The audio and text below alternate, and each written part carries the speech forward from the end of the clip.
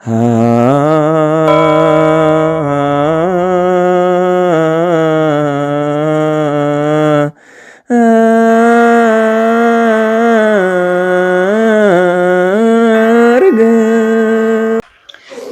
አብ ወወልድ ወመንፈስ ቅዱስ አሐዱ አምላክ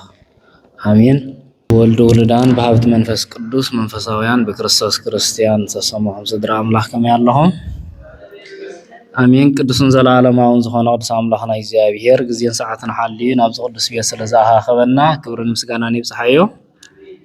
ካብቲ ናይ ሞት ምሳሌ ዝኾነ ድቃሳት ተንስኡ ናብዚ ስለዝኣኻኸበና አምላኽና ይመስገን። እሺ ናይ ሎም መዓልቲ ነዚ ከም መሪሕ ትሕዘልና ብዛዕባ ጥፉእ ወዲ ትብል ብኣሕዝዋ ሁላትኩም ስለቲ ጥፉእ ወዲ ክንመሃር ኢና። ቅዱስ አምላኽና እግዚአብሔር ንዓይ ክዛረብ ንዓኹም ድማ ክትሰምዑ ንዓኹም እዛንኩም ልቦናኹም ንዓይ ድማ ልሳነይ የቕባእ። እዚ ብዛዕባ ጥፉእ ወዲ ተባሂሉ ዘሎ ብጠቕላላ ኣብ ወንጌል ሉቃስ ምዕራፍ 15 ዘሎ እንድሕር ኢና ስለ ሰለስተ ኣርእስቲ ዝዛረብ ዘሎ ሰለስተ ርእሳት ኣለዎ። ብዛዕባ ዝጠፍአት በጊዕ ኢሉ ኣሎ ኣብ መጀመርታ ካብ ፍቕዲ ሓደ ቅዲ 7 ዘሎ ብዛዕባ ምጥፋእ ናይ ሓንቲ በጊዕ ኢሉ ኣሎ። ብድሕሪኡ ከዓ ብዛዕባ ምጥፋእ ናይ ሓንቲ ቅርሺ ወይ ብሩር ሳንቲም ማለት ኢሉ ኣሎ። ካብ 11 ክሳብ መጨረሻ ዘሎ ከዓ ብዛዕባ ዝጠፍአ ወዲ ኢሉ ኣሎ። ካብዚ ቃላት እዚ ካብዚ ቅዱስ ቃል እዚ ንሕና እውን ገለ ክንወስድ እግዚአብሔር ክረዳና ናፍቲ ዝንገር እውን ብጥብዓት እንድሕር ኣስተውዒልና እግዚአብሔር ዝህበና ነገር ኣይክሰኣንን እዩ። ብዛዕባ ምጥፋእ በጊዕ ክብል እንከሎ እንታይ ኢሉ ዘሎ ቀድማ ኣቢሉ እነሆ ኩሎም ተቐበልቲ ቀረፅን ሓጥኣንን ክሰምዑ ናብኡ ቀረቡ ፈሪሳውያን መምሃራን ሕግን ድማ እዚ ንሓጥኣን ይቕበል ምስኣታቶም ይበልዕ እናበሉ ኣበርቲዖም ኣጉረምሮም ኢሉ ሽዑ ከምዚ ኢሉ ነዚ ምስላ እዚ መሰለሎም ካባኻትኩም እቲ 100 ኣባጊዕ ዘለዋ እሞ ካብኣተን ሓንቲ እንተጠፍኣቶ ነተን 99 በረኻ ዘይሓድግ ክሳዕ ዝረኽባ ነታ ዝጠፍአት ክደሊ ዘይከይድ እንታዋይ ሰብ እዩ። ምስ ረኸባኸ ተሓጒሱ ኣብ መንከቡ ይሕንግራ። ናብ ቤቱ ምስ ተመልሰ ድማ ንዕሩኽቱን ንጎረባብቱን ብሓደ ፀዊዑ ነታ ዝጠፍአት በጊዕ ረኺበያ እሞ ምሳይ ተሓጎሱ ይብል። ከምኡ ከዓ ንስሓ ካብ ዘይደልዩ 99 ጻድቃን ብሓደ ዝንሳሕ ሓጥእ ኣብ ሰማይ ሓጎስ ክኸውን ይብለኩም ኣለኹ ኢሉ ዘለቃላቱ አምላኽና ይመስገን። ብዛዕባ እታ ዝጠፍአት በጊዕ ክዛረብ እንከሎ ምክንያቱ እቶም ፈሪሳውያን ንጎይታ የጉረምርሙሉ ስለ ዝነበሩ ንዖም ግን እንታይ ኢልዎም ዘሎ በቲ ዝርድኦም ቋንቋ ሓንቲ በጊዕ ዘላ 99 ኣባጊዕ ገዲፉ ግን ስለታ ሓንቲ ዝጠፍአት ዘይጭነቕ እንታዋይ ኢልዎም ኣሎ። እንታዋይ ብዛዕባ ባህሪ በጊዕ ምፍላጥ ኣገዳሲ ይኸውን። ምክንያቱ በጊዕ ከምዚ ለዋህ ወይ ድማ ገርሂኣ ናብ ዝኾነ እውን ተወጢጣ እያ ትኸይድ። ናብ ዝመስል ነገር ተወጢጣ እያ ትኸይድ። ካብዚ ሓደ ነገር ክንወስድ ኣለና። ንሕና እውን ካብዚ ሓደ ነገር ክንወስድ ኢና። እንታይ ዝብል እዩ? ናብ ሓቂ ዝመስል ግን ሓቂ ዘይብሉ፣ ናብ ሰላም ዝመስል ግን ሰላም ዘይብሉ፣ ናብ ፍቕሪ ዝመስል ግን ከዓ ፍቕሪ ዘይብሉ ካብ ከምዚ ክንቁጠብ ከም ዘላን። ምክንያቱ ታበጊዕ ናብ እትኸዶ ናብ ዝኾነ ተጎቲታ እያ ትኸይድ። ምክንያቱ ብሰንኪ ለውሃታ ብሰንኪ ናታ ግርህና። ስለዚ ካብዚ ሰላም ዝመስል ግን ሰላም ዘይብሉ ካብ ሓቂ ዝመስል ዘምስል ኩሉ ግዜ ኣብዚ ምብራቅ ኤውሮጳ እንታይ ይገብሩ ዝበሃል ኣፍራስ ሓሰር ክብወን እንተኮይኖም እተን ኣፍራስ ከዓ ሳዕሪ ስለ ዝደልያ ነተን ኣፍራስ እንታይ ይገብሩለን? ቆፅሊ ዝመስል ወይ ቆፅሊ ከም ዝመስል ገይሩ ዘርኢ ዳብሽታ ብዓይነን ይገብሩለን ወይ መነፀር ይገብሩለን እሞ እተን ኣፍራስ ከዓ ነታ ሓሰር ግን ሳዕሪ እንዳመሰለን ነእሙረን ሳዕሪ ክመስል ኣብ ዓይነን ሓደ ኣጽለዋይ መነጸር ይገብሩለን ብድሕሪኡ ንሰንከዓ ሓሰር እንዳበልዓ ግን ሳዕር ዝበልዓ ዘሎ ስለዝመስለን ቡ በቲ ዝመስል ተታሊለን ሓሰር ይበልዓ ማለት እዩ ስለዚ ሓቂ ዝመስል ብዙሓት ከርኡና ይኽእሉ እዮም ግን ነታ ሓቂ ዝመስል ዘይኮነስ ነታ ሓቂ ምኽታል ሓቂ እንታይ ኣትመስል ምፍላጥ ኣብዚ ቅዱስ ቃል ክንመሃሪና ወይ ክንርኢና ማለት እዩ እግዚአብሔር ከብመን ይሕጎስ ምስ በለ ካብቲ ዘይንሳሕ ጻድቕ ብሓደ ዝንሳሕ ሓጥእ ከዓይልሎ ጻድቕ ኮይኑ ወይ ሕጊ ኣምላኽ ዝማልእ ኸውን ይኽእል እዩ ግን ኣብ ንስሓ የለን ምክንያቱ ኣብ ቤተ ክርስቲያን ይህሉ ይኸውን ግን እታ ቤተ ክርስቲያን ዘዳለወቶ ናይታ ቤተ ክርስቲያን ቀረብ ንዑ ኣይንታይን ከም ጓና ይኸውን ማለት እዩ ስለዚ እዚኣ ብኸምዚ ክንሪኣ ኢና ካልእ ብዛዕባታ ዝጠፍአት ሳንቲም ወይ ብሩር ኢሉ ዘሎ ኣየነይ ሰበይቲ እያ 10 ቅርሺ ብሩር ዘለዋ ሓንቲ ቅርሺ ብሩር እንተጠፍአታ መብራህቲ ዘይተብርህ ቤታውን ዘይትኹስትር ኢሉ ኣሎ ኣየነይ ሰበይቲ እያ ኣብ ገዛ ዝጠፍአ ሳንቲም ንኽትደሊ ምክንያቱ ሳንቲም ከምቲ ኩላትና ንፈልጦ ትወድቕ ኣብዚ ኣሎ ሆይ ትብልን እያ ኣብ ሓደ ቦታ ትቕርቀር ኣብዚ ኣሎ ሆይ ትብልን እያ እቲ ነታ ሳንቲም ዝደሊ ግን ነታ ቤት ምብራህ ናይ ግድን ይኸውን ካብዚ ዋና መልእኽቲ ናይዚ ጽሑፍ እንድሕር ክንርዳእቶ ኮይና ብዛዕባ እዚ ዝዛረብ ዘሎ ብዛዕባ ሳንቲም ወላ ሓንቲ ግድ የብሉን እንታይ ዳ እትዘድልየና ዘሎ ብዛዕባ ደቂ ሰባት እዩ ዋና ነገር ኣብዚ እታ ቤተ ክርስቲያን ነቶም ኣብዚለና ዘይብሉ ደቃ ኩሉ ግዜ ሓቅን መገድን ብርሃንን እተብርህ ምክንያቱ ቤተ ክርስቲያን ናይ ምንጋር ንደቃ ናይ ኣብዚ ኣብያ ኣለኹም ናይ ምባል ወላ ኣብዚለና ተዘይበሉ ፍልጠት እኳ ተዘይሃለዎም ምክንያቱ ሳን ፍልጠት ካብዚ ኣለኹ ምባል ክትስእን ትኽእል ኢኻ ስለዚ ኣብዚለና ምባል ክሳብ ጨንቆም ግን ንሳ ኣብያ ኣለኹም ኢላ መብራህቲ ተብርህ እሞ ንሳቶም እውን ናብ ኣነ ክመፁ ትገብር ኩሉ ግዜ ትነግር ማለት እዩ ኣየነይቲ መብራህቲ ዘይተብርህ ኢሉ ቤታኸ ዘይትኹስትር ክሳዕ እትረኽባ ከዓ ኣጸቢቓ ዘይትደሊ ምስ ረኸበታ ድማ እታ ዝጠፍአት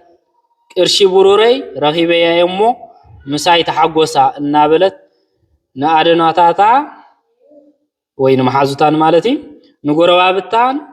ዘይትጽውዕ ከምኡ ድማ ብሓደ ዝንሳሕ ሓጥእ ኣብ ቅድሚ መላእክቲ ኣምላኽ ሓጎስ ከም ዝኸውን እብለኩም ኣለኹ ኢሉ ኣሎ ስለ ቃላቱ እግዚአብሔር ይመስገን ስለዚ ዝንገር ዘሎ ቃል እዚ ኩሉ ክግበር እንከሎ ሓደ ሓጥእ ናብ ቤት ኣምላኽ ወይ ናብ እግዚአብሔር ክምለስ እንከሎ ኣይኮነን እግዚአብሔርስ እቶም ናቱ ሰራዊት ዝኾኑ መላእክቲ እውን ሓጎስ ይኸውን ኢሉ ኣሎ ስለ ቃላቱ እግዚአብሔር ይመስገን ብዛዕባ ጥፉእ ወዲ ዝብል ተዋና ኣድሊና ዘሎ ኣብዚ ምክንያቱ ኣብዚ እንታይ ኢሉ ኣሎ ከምዚ ድማ በሎም ንሓደ ሰብኣይ ክልተ ደቂ ነበርዎ እቲ ንእሽቶ ከዓ ነብኡ ካብዚ ጥሪት እዚ ዝበፅሓኒ ግድሃበኒ በሎ ንሱ ከዓ ነቲ ገንዘብ መቆሎ ድሕሪ ሒደት መዓልቲ ከዓ እቲ ንእሽቶ ወዲ ዘለዎ ኣኪቡ ናብ ርሑቕ ሃገር ከደ ኢሉ ኣብ ቤት ኣቡኡ እንከሎ ምስ ኣቡኡ እንከሎ ምስ ሓዉ እንከሎ ምስ ድራቤቱ እንከሎ ብህይወት እንከሎ ብዓብዩ ከዓ ብህይወት እንከሎ ኣብ ሕብረተሰብና ልሙድ እዩ ምክንያቱ ኣብ ዝኾነ ይኹን ሰብ እውን ልሙድ እዩ ኣብ ዝኾነ ይኹን ሕብረተሰባት ልሙድ እዩ እንታይ ዝብል ትልሙድ ዝብለኩም ዘለኹ ብህይወት እንከሎ ወላዲኻ ውርሻ ይሕተትን ብህይወት እንከሎ ወላዲኻ ውርሻ ይሕተትን ምክንያቱ ንሱ ዋላ እውን ከም ንሱ እንታይ ዝብል ኣነ ብህይወት ኣብ ዝሓልፈሉ ግዜ እንዳበለ እዩ ንደቁ ከምዚ እንዳበለ ዝመቅር ማለት ብህይወት ከለኻ ውርሻ ይሕተትን እዚ ግን ናብኡ ብፅሒተ ይሃበኒ ኢሉ ናብ ርሑቕ ቦታ ከደ ኢሉ ኣሎ እዚ ናይ ቤተክርስትያን ኣቦታት ክፈትሕዎ ከለዉ بسنة مقبار مدكاي مخانو ويلما بحسابك ناب زيد لنجر بهوتك ناب زيد لنجر موفار مخانو أبوتاتنا بيت كريستيان ناب روح مخان مالت ناب صيوف سنة مقبار وفار مالتي لما الله أول ما نتطريتو زرقان نازورة بتونو إلله زلوا وزبلد ما ودي عبتا حجر برتوع تميت كوني نصها كسئن جمرة كيدو مسحادة خاب دك تهاجر اتيا تعاسبه نصها حاسماتات كواسي نابغراتو خده حاسماتات كواسي نابغراتو خده مناتو أبيت أبو كأبيت منجست وسيس نبيت بارنات كم خاد مالتي أبيت أبو بزح محدر الله نسونا كم يزبل أبزي كافتنا حاسماتات قبل هرر سلزبل نبره أبيت أبو يس بزح ترفل له إلو جن كابن كآخر كبونا يكالن ولا ترفنا حاسماتاتون كركب يكالن دايرا هرر راح يزبل نر تنسيد ما نوابو خير مو أبو أبكرمي سماين أبكرمي خان حاتيات جواركو دقيم ودها خبها لا يبكعني كم حدا كابجلاوها جبرني بليل أبزي حدا زجرمن بهذا بدن الله نوابو خير مو نوبوها عن تاي خبله أنا خم ودها زي كونس كم جلاوها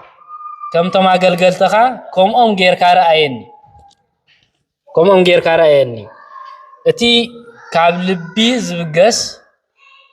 نسحة أبزي حدا أطبق أبيلو مهير النازل له كابل بيز بجس نسحة ونهاتو كم جيل خارين ولدن كنسو جن كم جيل خارين نيلو ننوسو كم زبدله بزقبا أمين الله مالتي نسحة زبالك بلبها مؤمن نبي زيابير عملك أفتازا أمين كلا جزي زيابير عملك كل جزي قريتها كم زبلك أمينك مخاد مالتي وانا نجرجن بدل كام إيمان أكون مزيابير برهة الله تنسيق نوابو تملسه أبو دما جنا رحق كل رأي مو دنجس الله قويخا بخسارو حانو سعاموي رحق كل رأي مهناتو نسنتايز بزلو نوابو قويين كله أبو يقرأ تحسب زحتة تاي تصبين يقرأ تحسب زحتة تاي تصبين انتاي دا دنجس الله بخسارة حانيو خاص سعاموي لله مسح سماتاتي نيرو كل هوته تبلاشي له كدانون تبلاشي له ولا ونج اني له مناتو مسح سماتات معال كما يكم مخانو ردو سلازخونه ابو جن ازو كله ايقدسون انتاي دا مسرايو دنگصلمو ጎይ ኸይዱ حانيو سعاموي سعامو بتام زغرم ررايه نايتبو زغرمي እግዚአብሔር አምላክ ንውሉዱ እንታይ ይገብር ካብዚ ምክንያቱም ሲወትና እዛንታ እንሰምዕ ከለና እግዚአብሔር አምላክ እንዳእተና ህይወትናውን እንዳእተና ናትና ናይ ንስሐ ህይወቱን እንዳእተና ክንከይራልና ምክንያቱም ህይወትና ንለውጥ ስለዝኾነ እትወድድማ አቦ ኣብ ቅድመ አምላኽን ኣብ ቅድሜኻን ኃጢአት ገበርኩ ደጊምሲ ወድኻ ክበሃል ኣይበቅዕኒ ይበሎ እንታይ ዝብል ዘሎ እቲ አቡኡ ኣቀዲሙ ቅሬታ ይልሉ ንስ ግን እንታይ ዝብል ዘሎ በዲለካ ኢለ ከዓ ቅሬታ ከም ዝበለሉ ምናት ክቅበል ኣይከኣለን በዲሉ ስለዝወፀ አቡኡ ግን ቅድሚ ንሱ ቅሬታ ምባሉ ይቅረ ኢሉሉስ ሓቂፉ ንዘለዎ ኩል ነገር ከማን ስዒምዎ ማለት እዩ አቡኡ ግና ንገላው ቡሉጽ ክዳን አምጪኹም ክደንዎ ካቴማ ጻብዕ አሳእን አባጋሩ ወደይሉ ስብሕት ላሕሚ ወይ ስብሕት ላም አምጪኹም ሕረዱ ንብላዕ ንተሓጎስ ምክንያቱ ዝወደይ መይቱ ነይሩ እሞ ሓዊዩ ጠፊኡ ነይሩ እሞ ተረኺብዩ በሎም ኢሉ አቦ ግና ንገላው እንታይ ኢልዎም ቡሉጽ ክዳን ሃብዎ ኢሉ ቡሉጽ ክዳን ሃብዎ ትናይ የቅሬታ ንብሎ ፀናሕና ትኽዳን የቅሬታይ ቡሉጽ ክዳን ክደንዎ እግዚአብሔር ይቅረ ኢሉሉ እሞ ቡሉጽ ክዳን ክደንዎ ኢሉ ብድሕሪኡ ከዓ እንታይ ኢሉ አጻብዕ ከዓ ካቲም ግበሩሉ ንሱ ከዓ በቲ መንፈሳዊ ትርጉሙ እምነት እዩ በቲ ናይቲ ዛንታ ዛናትዋ ከዓ ንግስነት እዩ ኣብ እግሩ እውን ጫማ ግበሩሉ እዚ ከዓ ናይ ውልድነት እዩ ውሉድ እዩ ጫማ ይገበሮ ንጉስ እዩ ካቲም ይገበሮ የቅረቡን ተባሂሉሉ እዩ ክዳን ይገበሮ ኢሉ ኣብዚ ብሰለስተ ነገር ነቲ ውሉዱ ተቀቢሉ ሓቂፉዎ ኣሎ ማለት እዩ ኣስዕብ ኣቢሉ ግን ሓደ ነገር ተቢሉ ኣሎ ምክንያቱ ኣቀድማ ኣቢልና እንታይ ኢልና ነርና ሓው ምስ ሓው ስለ ዝነበረ ናተይ ብፅሕት የድልየኒ እዩ ኢሎ ስለዚ ኣቀድማ ኣቢልና ዝበልናዮ ሓው ከም ዘለዎ ምስ ካልኣይ ምዃኑ ዓብይ ሓው ከም ዘለዎ ንሱ እውን ንእሽተይ ምዃኑ ሪኢና ነርና እቲ ዓብይ ወዲ ግና ኣብ ወፍሪ ነበረ እሞ መፂኡ ናብ ጥቃ ቤት ምስ ቀረበ ጓይላን ዕልልታን ሰምዐ ካብቶም ገላው ንሓደ ፀዊዑ እዚ ነገር እዚ እንታይ ኢሉ ሓቶቶ ንሱ ከዓ እቲ ሓውካ መፂኡ እሞ ኣቦኻ ብድሓኑ ስለ ዝረኸቦ ስብሕቲ ላምሓር ኢዱ በሎ ንሱ ግና ኮርዩ ምእታው ኣበ ኣቦ ከዓ ወፂኡ ለመኖ ንሱ ግና ነቡ ከምዚ ኢሉ መለሰሉ እኖ ክንዲዚ ዓመት ተኣዘዝኩኻ ካብ ትእዛዝካ እውን ከቶ ኣይሓለፍኩን እንተኾነ ንዓይ ምሳዕርኾይ ዝሕጎሰሉ ማእስኳ ኣይሃብካንን እዚ ምስ ኣመናዝር ኮይኑ ገንዘብካ በሊዑ ዝወደአ ወድኻ ምስ መፀግና ስብሕቲ ላምሓረድካሉ በሎ ኣብቲ ቤት ኣሎ የገልግል ኣሎ ኣብቲ ቤት ካልኦት ባሮት እውን ኣለዎ ካልኦት ኣገልገልቲ እውን ኣለዎ ንሱ ግን ውሉድ እዩ ምምላስ ናይ ሓው ንዑ ወላ ሓንቲ ደንቱ ይኮነን እንታይ ዳ ዘተሓሳስቦ ዘሎ እቲ ንዑ መፂሉ ምቅባል ዝተገብረሉ ገፀ በረኸት ንሱ ግን ተሓሳሲቦ ምክንያቱ ኣነስ ነይረ እንዴ ኣነስ ኣገልጊለ እንዴ ክንዲዚ ኣገልጊለ ከለኹ ግን ነቲ ገንዘቡ ዝዘረወ ወድኻ ግን ከምዚ ጌርካ ሓሪድካ ተቀቢልካዮ ምባል እዩ ክኹሪ ንሪኦ ዘለና ኣቦ ከዓ ወደይ ንስኻ ኩሉ ሳዕ ምሳይ ኣለኻ ናተይ ዘበለ ናትካ እዩ እዚ ሓውካ ግና ሞይቱ ነይሩ ሓዊዩ ጠፊኡ ነይሩ እውን ተረኺቡ እሞ ክንሕጎስ ባኽብለና ይግባእ እዩ ኢሉ እዚ ከምዚ ዝበለ መንፈስ ዘለዎ ሓው ኣብ ህይወትና ኣብ ቤተ ክርስቲያን ኣብ ኩሉ ከጋጥመና ይኽእል እዩ ምክንያቱ ንሕና ክንደዚ ግዜ ጌርና ኣብቲ ቤት ንሕና ኣብታ ቤተ ክርስቲያን ክንደዚ ጌርና ንሕና ክንደዚ ኣበርኪትና ከመይ ገይሩ ንሱ ብድሕሪና መፂ ከምዚ ዝኸውን ዝብል መንፈስ ክህሉ ይኽእል እዩ እዚ ብጣዕሚ ኣዕናውን ካብ ክርስትናን ዘውፅእን ምዃኑ እዩ እቲ ቅዱስ ቃል ዝነግረና ዘሎ ስለዚ ኣብ ቤቱ እንከሎ ስለዘይ ሓተተ ኣይተዋህበን ኣብ ቤትካ እንከለኻ እንተዘይ ሓቲትካ ኣይትዋሃብን ኢኻ ምክንያቱ እቲ ቅዱስ ቃል እንታይ ኢሉ ዘሎ ዝለመነ ዘበለ ኩሉ ይረክብ እዩ ተባሂሉ ዘሎ ዝለመነ ዘበለ ኩሉ ይረክብ እንተዘይ ሓቲትካ ኣብ ቤት ምህላውካ ጥራሕ እኹል ኣይኮነን እንታይ ዳ ክትሓትት ኣለካ ብምንታይ ብንስሓ ብምንታይ ብለቕሶ ምክንያቱ ብብኽያት ንእግዚኣብሔር ኣምላኽ እቶም ንእግዚኣብሔር ኣምላኽ ዝደልዩ እግዚኣብሔር ኣምላኽ ኩሉ ግዜ ምስኦምን ኣቅድሚኦምን እዩ ዘሎ ላም ኣብዚ ብዛዕባ ምሕራት ተባሂሉሎ ተሓሪዱ ተቐሪቡሉ ነቲ ጠፊኡ ዝነበረ እታ ቤተ ክርስቲያን እቲ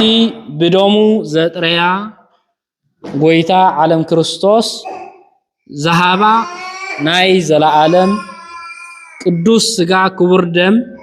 ካብዚ እንተበሊዕኹም ዘለዓለም ብህይወት ክትነብሩ ኢኹም ኣይክትሞቱን ኢኹም ሞት እውን ኣይክትሪኡን ኢኹም ተባሂሉ ዝተዋህበና ሓደ እዚ እዩ ብዛዕባ ምብላዕን ምስታይን እቲ ሓዊ ግን እንታይ ኢሉ ዘሎ ካብዚ ክበልዕ ኣይደለየን ኣብቲ ቤት ኣሎ ኣብቲ ቤት ፀኒሑ እዩ ብዙሕ ኣገልጊሉ እዩ ግን ካብዚ ክበልዕ ኣይደለየን ካብዚ ክበልዕ ዘይምድላዩ እቲ ነሱ ከም ኣገልግሎት ዝረኣየ ወይ ከም ብዙሕ ጊዜ አገልግሌ እሞ ሓለፋ ይግባእኒ ኢሉ ነፍሱ ኣብዘይ ቦታ ስለሰቀላይ ኣብዘይ ቦታ ስለሰቀላይ ስለዚ ኣብዘይ ቦታ ምስቃል ኩሉ ጊዜ ካብ ቦታኻ ይዘውርድ ሓንቲ ዛንታ ክነግረኩም ብድሕሪኡ ኹድየ ቅዱስ ዘሲማስ ዝበሃል ኣቦ ብብሕትውና ኣብዚ ምድር እንዳነበረ እንከሎ እግዚአብሔር አምላኽ የስምር እሞ እግዚአብሔር አምላኽ ዘስመረ ኮይኑ ኣብ ዝተሰማዓሉ ጊዜ ክዕበይ ጀሚሩ ብትዕቢት ከማይ ዝበለ ኣብዚ ምድር የለን ክብል ጀሚሩ ከማይ ዝበለ ኣብዚ ምድር የለን ክብል ጀሚሩ ብድሕሪኡ እግዚአብሔር ነዚ ቅዱስ እዚ ከጥፎ ስለ ዘይደለየ ብሔረ ውፃን ክበሃል ሰሚዕኹም ትፈልጡ ትኾኑ ኢኹም ናብ ብሔረ ውፃን ይወስዶ እሞ ኣብ ብሔረ ውፃን ኣብዚ ምድሪ ዋላ ክንቅልድ ኢልና ንገብሮም ሓሶት ኣይፍቀድን እዩ የለን ኩሉ ኣው ዝኾነ ይኹን የለን ምክንያቱ ናይ ውፃን ሃገር ይንሱ ኣብኡ ኸይዱ ግን እቶም ህዝቢ ተቐቢሎም ንስኻና እግዚአብሔር ሰቢኻ እሞ ንዞም ውልድና መሃረልና ኢሎም ስለ ቦታ ዝሃብዎ እንታይ ገይሩ ንሱ ግን ናይ ምድሪ ህይወቱ ስለ ዝዘከረ ጸሎት ገብር እሞ ኢሉ ንቶም ተማሃሮ ዝኾነ ሰብ ተመጺው የለን በልዎ ምክንያቱ ንሱ ሓሲቡ ዘሎ ካብ ጸሎቱ ከየተዓናቅፍዎ እዩ መጺኦም መምህርኩም ኣበሎም ሰበልዎም በቲ ናቶም ኣዘራርባ የለን በቲ ናትና ኣዘራርባ ግን ኣብዚ ውሽጡ ኣሎ ኢሎም ብድሕሪኡ ካብቲ ዝኸዶ ወይ ካብቲ ብሔረ ውፃን ዝበሃል ተሰይጉን ኣብ ምድሪ ተመልሰ በቲ ዝረኣየውን እንዳተደመመ ክሳብ ክንድዚ ዝኣክል ምክንያቱ ንዑ ሓሶት ኣይመሰሎን እግዚአብሔር አምላኽ ዝኽብር እዩ ዝመስሎ ዘሎ እምበር ነቶም ህፃናት የለን በልዎ ማለትሲ እዚ ሓሶት እዩ ኣብኡ እንከሎ የለን በልዎም ኢሉ ስለ ዝምህሮም ዘሎ የለን ስለ ዝበለ ካብኡ ተሰጊጉ ብድሕሪኡ ኣብዚ ምድሪ ብተስፋን ብትናቶም ዝጋጠሞ ህይወትን ኩሉ ህይወቱ ብዝግባእ ናብኦም ገጹ ክጸርኸም ዘለዎ እንዳሓሰበ ከም ዝነበረ ይዝፍለጥ ሓንቲ ሰበይቲ ነጢሩ ሓዊ ምስ መነኮስየን ኣብዛ ዓለም ኩሉ ነገራት ገዲፈንየን ግን ኩሉ ጊዜ ብትዕቢት እንድሕር ሃሊኻ ሽግር እዩ ሓዊ እንዳንከሳ ከለዋ ሓንቲ ጓህሪ ነጢራ ትሕረን እሞ ንዓና ንዞም ጻድቃን ከምዚ ዘሕረረና እንቶም ሓጣን እስከመይ ይሕሮም ይኸውን ኢለን ነፍሰን ከም ዘበላውን ሓደ ዛንታ ሰሚዕ ኣለዎ እሞ ስለዚ ሁሉ ዝነገረና ቅዱስ ኣምላኽና ክብርን ምስጋናን ይብፅሐዮ ስለ ዝሰማዕኹም እግዚአብሔር ይስማዕኹም ስብሐት ለእግዚአብሔር በስመ አብ ወወልድ ወመንፈስ ቅዱስ አሐዱ አምላክ አሜን ቅድሚ ኩሉ ናይ ተዋሃቢ ሰላም ዝኾነ እግዚአብሔር አምላኽ ሰላም ሳኻትኩም ይኹን አምላኽ ሰማይ ከቕንዓልና እሞ ንሕና ባሮቱ ተንሲና ኽንሐይና መጽሓፈ ነህምያ ምዕራፍ 2 ቁጽሪ 20 ጻውዒት ንምዕዋት ህንጸት ገዳም ምዕራፈ ቅዱሳን አቡነ ሊባኖስ ወአቡነ ተክለ ሃይማኖት ቤተ ክርስቲያንና ኣብ 2014 በካህናትን ዲያቆናትን ምእመናን ነበርቲ ከተማ ሰንዓ አንቶኒዮ ተመስሪቱ ኣገልግሎቱ ከብ ድሕሪ ምጽንሑ ካብ ዝቐጽል እውን ናብ ደረጃ ገዳም ንምዕባይ ብዝወፀ መደብ ኣብ መወዳእታ 2022 ኣባላት እዚ ገዳም ብዙሕ መስዋዕት ብምኽፋል ኩሉ ኦርቶዶክሳዊ ኣማኒ ዝኸውን $2.3 ሚልዮን ልዕሊ 21 ኤከር ስፍሓት ዘለዎ ብኣግራብን ናይ ተፈጥሮ ማይን ሃብታም ብዝኾነ ቦታ ብምግዛእ ብውሽጣዊ ዓቕምን ጉልበትን ንግዚኡ ዝኸውን ቤተ ክርስቲያን ብምስራሕ ብቐጥታውን ኣገልግሎት ክህብ ጀሚሩ ይርከብ ኣብ መፋርቕ 2023 ብፁዓን ጳጳሳት ብፁዕ ኣቡነ ሲኖዳን ብፁዕ ኣቡነ መቃርዮስን ኣብ ዝተረኸብሉ እምነ መሰረት ብምንባር ተባሪኹ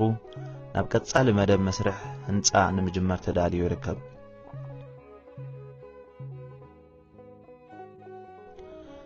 ከም ኣካል ናይ ዝተታሕዝ ዘሎ መደባት ቀዳምነት ተዋሂብዎ ክሰርሓሉ ዝጸንሐ ናይ ማያ ጸሎት ህንጸት ኮይኑ ብጎፈንድሚ كم أون كتا حجز نتهم نبيت كرسيان بزسدون أمل العالم زلو قدوسات مؤمنان زتأكب جنزب أما فتصمتو بسيحو أقلو كلوت كهب جمير يركب انت خونا قنا نتحسبتن نسوبعي نمعرفي زخون أخلن متشون بوتا بزيم هلاو جيشوم زمصوت حسبتي هوتيل بمحاز أبزيد اللي وزعيتات يعطو بمهلاهم يتحسسبنا قدامنا تبنايو زلنا أتصالي مدبنا نتحسبت ما يصولت زخون متشون أخلن بوتا نمهناس تدالينا علنا مو قدام رافي قدوسان أم مهناسن مسفحان تحت قرصن تدالي زولو مدبات نمعوات أبزي كايد ناي جنزب متأخخبي بروغرام رابا فور ناي كلتشحن اسران حموشن LE مكينا كعود زخل تيكت بسمكمن بسم دقهمن بمجزاء